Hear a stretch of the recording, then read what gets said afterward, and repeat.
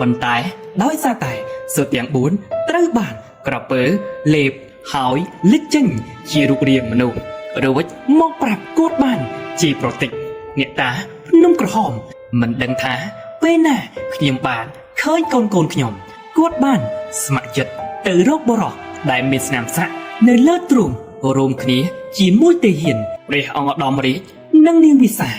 បានប្រសូតបុត្រជាសុទ្ធចំនួន4សុទ្ធក៏មានពណ៌ផ្សេងគ្នាផងដែរវាមានពណ៌ខៀវពណ៌មាសបៃតងនិងពណ៌ក្រហមនគរវិមានសទាំងមូលគ្រប់គ្នាមានភាពភ្ញាក់ផ្អើលជាខ្លាំងចំពោះអ្វីដែលបានកើតឡើងព្រះអង្គឧត្តមរាជសប្បាយចិត្តណាស់បើទោះជាសម្រាប់បានពងក៏ដោយប៉ុន្តែសំណាងហើយដែលព្រះមហាសីមិនបានស្លាប់មុនពេលឃើញមុខកូនដូច្នេះហើយទើបព្រះអង្គឧត្តមរាជនិងរាងវិសាសម្រេចចិត្តបន្តការចិញ្ចឹមពងទាំង4ដោយមិនខ្វល់ពីសម្ដីអ្នកដទៃឡើយរួមជាមួយនឹងការដាក់ឈ្មោះសុទ្ធនីមួយសុទ្ធពណ៌ខៀវក៏ដូចជាសមុទ្រស្រស់ស្អាតមានឈ្មោះថាណាធីសុទ្ធដែលមានពណ៌លឿងដូចមាសត្រូវបានហៅថាណាកាយសុទ្ធដែលមានពណ៌បៃតងត្រូវបានគេហៅថាមរកតហើយសុទ្ធពណ៌ក្រហមដ៏កាចសាហាវដោយព្រះអាទិត្យវាត្រូវបានគេហៅថាកាយជីរហូតដល់ថ្ងៃមួយខណៈពេលដែរឪពុកម្ដាយនិងសុទ្ធទាំង4បានសម្រាកនិងរីករាយនឹងសួនច្បារនៅចាំងទន្លេនាមវ៉ាភ្លាមនោះមានអ្វីគួរឲ្យរន្ធត់មួយបានកើតឡើងដោយសារតែមានក្រពើយក្សឡើងពីផ្ទៃទឹកគ្រប់គ្នាមានការភ្ញាក់ផ្អើលរត់ចេញក្នុងទិសដៅផ្សេងគ្នាព្រះអង្គឧត្តមរាជនិងនាងវិសាព្យាយាមរក្សាភាពស្ងប់ស្ងាត់បន្ទាប់មកក៏ប្រមូលសុទ្ធទាំង4របស់គាត់យ៉ាងលឿនប៉ុន្តែដោយសារតែសុទ្ធទាំង4ត្រូវបានក្រពើលេបហើយភ្លាមនោះនៅពេលដែលវាលេបសុទ្ធក្រពើក៏វាលចូលទៅក្នុងទឹកវិញដោយមិនបង្កគ្រោះថ្នាក់ដល់អ្នកណាម្នាក់ឡើយប៉ុន្តែក្រពើយក្សមិនទាន់ទៅណាឆ្ងាយនៅឡើយទេព្រះអង្គណានសាងគាត់បានរត់យ៉ាងលឿនទៅរកក្រពើដោយប្រើលំពែងចាក់នៅចំខ្នងក្រពើរហូតដល់ក្រពើយក្សនោះស្លាប់និងហូរឈាមពេញទន្លេប៉ុន្តែព្រះអង្គណានសាងមិនទាន់អាចចាប់យកពងបាននៅឡើយទេពងក៏បាត់ទៅនៅក្នុងទឹកដែរក្រពើនៅច្រាំងទន្លេក៏បានស្លាប់នេះគឺជាប្ររឹងរបស់វាហើយលេចចេញជារូបរាងមនុស្សរួចមកប្រាប់ស្ដេចនិងមហាសីទាំងពីរនោះឲ្យស្វែងរកបុរសដែលមានសក្ការឈូកនៅលើទ្រូងបន្ទាប់មកពួកគេនឹងអាចរកសុទ្ធទាំង4ត្រឡប់មកនគរវិមានសបានហើយពេលគាត់និយាយចប់វិញ្ញាណនោះក៏បានបាត់ទៅដែលជាវិញ្ញាណនេះធ្លាប់ត្រូវអ្នកតាភ្នំក្រហមដាក់បណ្ដាសាឲ្យនៅក្នុងខ្លួនក្រពើយូរណាស់មកហើយដោយសារតែគាត់បានជាប្រតិចអ្នកតាភ្នំក្រហមដើម្បីឲ្យគាត់មកអនុវត្តភារកិច្ចតែមួយនោះគឺនាំមកនៅចូលពិស្នាសុទ្ធទាំង4ត្រូវឃ្លាតចេញពីទ្រូងមេដាបិតាព្រះអង្គឧត្តមរាជនិងនាងវិសារងទុក្ខជាខ្លាំងមិនដឹងថាពេលណាខ្ញុំបានឃើញកូនខ្ញុំហើយមិនដឹងថាគេហូរតាមទឹកទៅដល់កន្លែងណា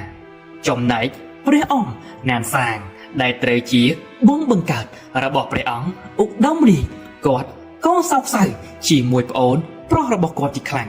ព្រោះកាលពីអតីតកាលព្រះអង្គណានសាងក៏បានបាត់បង់ឪពុកម្ដាយនៅក្មេងមុននឹងត្រូវបានសត្រូវមកពីប្រហារយកនគរហើយនៅពេលដែលណានសាងបានកើតចេញពីផ្ទៃម្ដាយរបស់គាត់ក៏បានបាត់បង់ឪពុកម្ដាយដោយសារតែបណ្ដាសាគាត់នៅសល់តែបងប្អូនបង្កើតរបស់គាត់តែប៉ុណ្ណោះដែលមានន័យថាព្រះអង្គណានសាងជាសមាជិកគ្រួសារតែមួយគត់ដែលនៅសេសសល់ព្រះអង្គណានសាងទ្រាំមិនបានពេលឃើញប្អូនប្រុសនិងប្អូនថ្លៃរងគ្រោះដូច្នេះគាត់បានស្ម័គ្រចិត្តទៅរកបរោះដែលមានស្នាមសាក់នៅលើទ្រូងរួមគ្នាជាមួយទេហ៊ានដើម្បីឲ្យឪពុកម្ដាយនិងកូនបានរស់នៅជាមួយគ្នាម្ដងទៀតព្រឹត្តិការណ៍ទាំងអស់ដែលបានកើតឡើងជាមួយនឹងសុទ្ធទាំង4នេះវាមិនមែនជារឿងចៃដន្យទេព្រោះវាមកពីអំណាចបណ្ដាសាលើស្ដេចមួងសាដោយសារ អំណាចរបស់ម្ចាស់ទឹកម្ចាស់ដីភ្នំក្រហមវាមិនអាចទៅរួចទេនៅក្នុងការដោះលែងនគរវិមានសពីបណ្ដាសានៃការស្អប់ព្រះអង្គម្ចាស់ឧត្តមរាជនិងនាងវិសាបានបួងសួងសូមឲ្យនគរវិមានសរួចផុតពីបណ្ដាសានៃការសងសឹកអំណាចនៃការបួងសួងបានឲ្យអំណាចនៃការបួងសួងសុទ្ធទាំង4អត់ដែតឡើងហើយហូរទៅទិសដៅផ្សេងគ្នាឥឡូវនេះឯខំចាស់ណាស់ហើយត្រូវបានអ្នកភូមិហៅគាត់ថាពូខំឯកាគាត់មិនមានទំនាក់ទំនងជាមួយអ្នកណាឡើយ